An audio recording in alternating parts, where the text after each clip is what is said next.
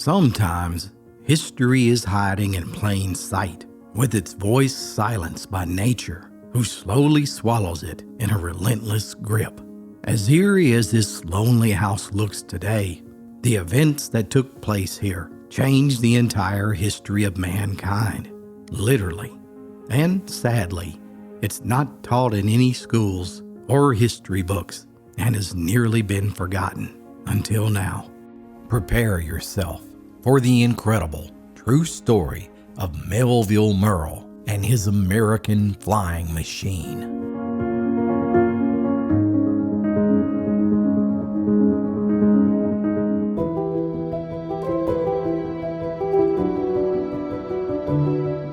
Our story begins in 1855 in Hamlin County, Tennessee, in a place called Panther Springs. This small but vibrant community was situated along the Great Stage Road, a historic thoroughfare that served as the first major road to connect Virginia to Tennessee. This Great Stage Road was more than just a path. It was a lifeline, a ribbon of dirt and gravel that wove through the rugged Appalachian landscape. It was the main artery of commerce, communication, and culture, carrying stagecoaches laden with businessmen, settlers, and adventurers from far-off lands. The coaches transported more than people. They also carried mail, goods, and dreams, making it a road that was a vital link in the young nation's growth. The road's most famous stretch passed through the Cumberland Gap, a natural gateway through the Appalachian Mountains that had been used for centuries by Native Americans, explorers, and pioneers. And by the mid-19th century, the Great Stage Road had become a bustling corridor of activity, with stagecoaches rumbling along its path. Small communities began to spring up along its route, offering essential services, providing everything from hot meals to warm beds, from blacksmith services to fresh horses. Inns and taverns dotted the road. Panther Springs was one such community, perfectly positioned to cater to the needs of the Great Stage Road. It boasted several businesses, including a bustling general store. But what truly set Panther Springs apart was its natural spring, an enormous crystal-clear pool of water that bubbled up from the earth, providing an endless supply of sweet, refreshing water. The spring's reputation spread far and wide, drawing even more traffic to the area. And with this strategic location, thriving businesses, and natural resources, Panther Springs had all the ingredients to become a thriving, pioneer community. One of the most prominent figures in Panther Springs was Colonel Marcus Rufus Murrell. At the heart of his influence was the general store he owned and operated. It was strategically located along the Great Stage Road, making it a natural stopping point for travelers and locals alike. Its shelves were stocked with everything a pioneer community could need: farming equipment like plows, hoes, household essentials such as flour and sugar and coffee, even luxury items like boots. It was also the ticket office for the stagecoach. Here, passengers could purchase tickets to distant cities like Abington, Knoxville, or even beyond. Colonel Murrell himself was a larger-than-life figure, known for his sharp business skills and his generosity. You see, he wasn't just a storekeeper, but also the owner of a considerable amount of farmland that stretched out across the county. His wealth and influence were evident in his home, a grand, white-painted house perched high on a hill overlooking the stage road. From its vantage point, the Murrell family could watch the comings and goings of stagecoaches and wagons and travelers. It was in this house, amid the hum of activity along that road below, that Colonel Murrell's wife gave birth to a boy named Melville. Now, from the very beginning, Melville was surrounded by the sights and sounds of a community in motion. It was an environment that would shape his curiosity. There was always a constant flow of people and ideas, and it played a crucial role in Melville's upbringing. And as a child, he would linger in his father's store, listening to the stories of travelers from far-off places, and marveling at all the tools and machinery that his father sold. It was here that he first developed his fascination with how things worked. In many ways, Melville Murrell was born into a life of privilege. After all, his father was one of the most wealthy men in the county, and he could afford to allow his son to go to school instead of working in the field like most other children. Even from a young age, Melville stood out from all the other kids. He was highly gifted in intellectual abilities, a vivacious reader. He read his father's Bible from cover to cover, as well as his books on machinery over and over. And instead of playing with toys like most other children, Melville was known to keep gear wheels in his pockets, where he would sneak them out during school and ponder how they worked, and more importantly, what he might build with them.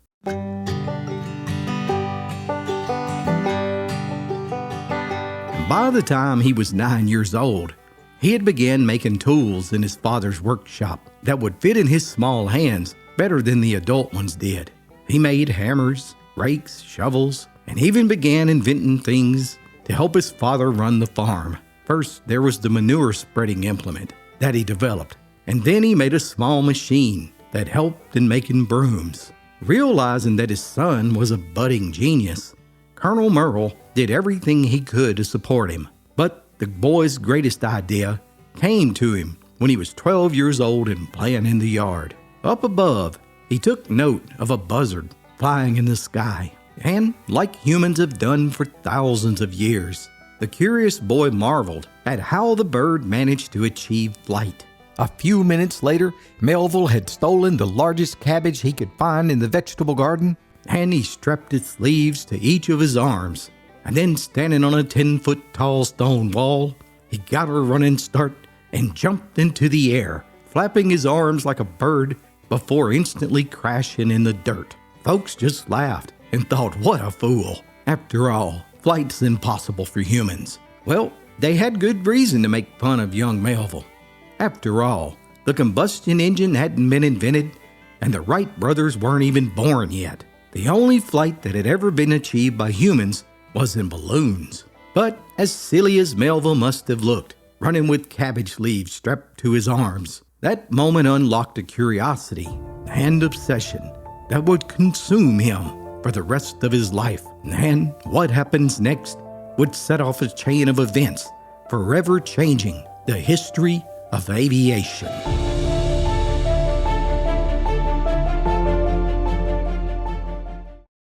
Give someone you love the gift of old-fashioned storytelling today. 2 volumes that'll make your heart smile. Click the link below or visit the appalachianstoryteller.com to order your copies today. The young boy spent each day in school dreaming about the possibility of flight, and each night in front of the fireplace carving wings out of maple sticks and studying which might be better suited for his intentions. Melville spent his teens refining his design and engineering skills in Panther Creek. He had a knack for improving things that were just taken for granted. He invented a water pump which ran automatically, driven by a series of pulleys and weights. He developed a technique for making bricks stronger. He refined the design of chimneys for more efficient airflow. He even created a water mill that would turn during droughts. But little did most folks know that Melville spent most of his nights in a large barn for nearly 10 years, where he was attempting to build his greatest invention, a flying machine. And in an age where the physics of flight were completely unknown, Melville was undeterred and worked tirelessly. His machine would be operated by a man using his hands and feet, controlling a system of ropes and pulleys that determined the position of the rudder and wings. The wings of the machine operated like those of a bird, flapping its wings using a system of slats that were arranged so that when the wings were being raised, the slats would open to reduce wind resistance, and on the downward stroke, the slats would close, resulting in thrust and lift. And secretly, Melville had made several test flights in his machine, but each time something would fail or go wrong, resulting in an immediate crash. Yet the inventor kept making improvements, determined to prove that his invention would indeed fly.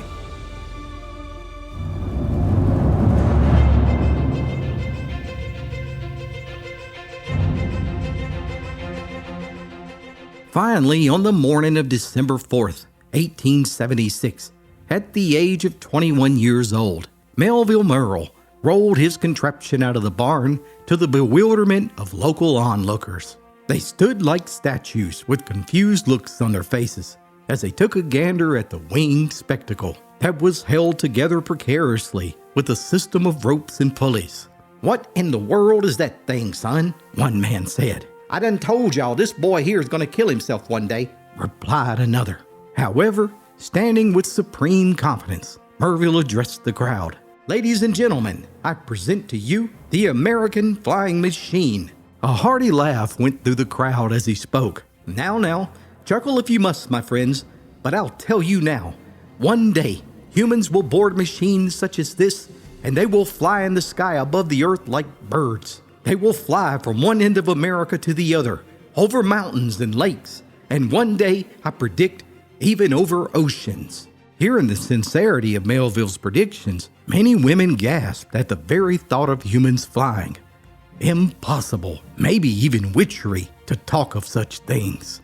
But I say to you all now that here today you will be the first to witness history. With that, Melville strapped in the strongest man that worked on his father's farm into his flying machine. It was positioned on top of the hill at the very end of a long cable and pulley system, and upon Melville's signal, the cable was released and the aircraft rocketed forward before being slingshotted into the air. At that moment, the fellow who was strapped into the cockpit began thrusting his arms upward as the slats in the wings opened, and then he moved his arms in a downward motion. The slats slammed close, and the wings lifted the machine into the air. A gasp fell over the crowd that was gathered to watch this historic moment. Some began to cry, and one man even fainted as the flying machine flew nearly 300 yards before crashing into the earth. Incredible! Melville would successfully fly his machine several more times, and on August 14th of 1877, 26 years before the Wright brothers made their famous flights, Melville Murrell and his American flying machine was awarded a United States patent as the first heavier-than-air flying machine ever registered in the United States. Hey guys, JD Phillips here from the Appalachian Storyteller, and we are here on site in Morristown, Tennessee. I've been walking around in the rain for the past couple hours trying to find the man of the hour's grave, and here we are, and we're back with more of his incredible true story. News of the invention was published in engineering and physics journals all across the world, and soon Melville was offered $60,000 for the rights to his patent. Surely he was destined to become known as one of the greatest inventors in human history. But Melville, well, he would soon stun the world with what he did next. His work would inspire countless inventors, and although it can't be proven directly, the Wright brothers would implement some of his design features when they invented the first fixed-wing powered airplane in 1903. Melville had dreamed of the good that air travel would do for the human race ever since he was a little boy. And indeed, air travel revolutionized the world. By 1908, passengers were being carried in aircraft. By 1918, airplanes were transporting mail instead of stagecoaches. But as much good as air travel did, governments would soon modify them with machine guns and bombs that paved the way for chemical warfare during World War I, killing countless humans in the process. Back in Tennessee, Melville turned down the $60,000 for his patent, and stunningly, he turned his back on the fame and lucrative career as an aspiring inventor. He would spend the next couple of decades trying to perfect his flying machine, and he even built more advanced planes using a motorcycle engine. However, after witnessing how the government used planes in World War I, he rolled his flying machines out of the barn and burned them all to ashes. No longer did he wish to be known as the man who invented the flying machine, and he would instead devote the last 45 years of his life as a fiery, circuit-riding Methodist preacher, traveling thousands of miles on horseback all over the hills and hollers of East Tennessee, warning mankind of the dangers of hell. For all his creative genius, including receiving a United States patent for inventing the first aircraft to carry a man, 26 years before the Wright brothers, Melville would never even learn how to drive a car. And he only tried once before having to be rescued after crashing through a fence. Even in his old age, Melville never gave up on his dream of one day looking down on the earth from the sky. And in 1933, just a few short months before he died, his dream was fulfilled when he rode in a small airplane. Witnesses said that his eyes were full of joyous tears as he looked down on his home that he had lived in all his life. Today, the remains of Melville's house stand silently on the same hill where he invented his flying machine. Nature is slowly reclaiming it, and the incredible history that happened on this site is nearly forgotten. There are no monuments to commemorate what happened here, besides a weathered old sign that's located a half a mile away. However, after his death, the wings from Melville's original flying machine were discovered hidden away in a barn. Apparently, the only thing that survived that fateful day when he burned his flying machine. And today, perhaps the greatest coincidence is that there's an airport located less than a half a mile away from where Melville invented his flying machine. And today, that airport bears his name. And now, my friends, you know the rest of the story on Melville Murrell, the Appalachian boy who invented the first manned aircraft in American history. Let me know what you think in the comments below. And as always, be sure to like and subscribe for more true stories from Appalachia's past.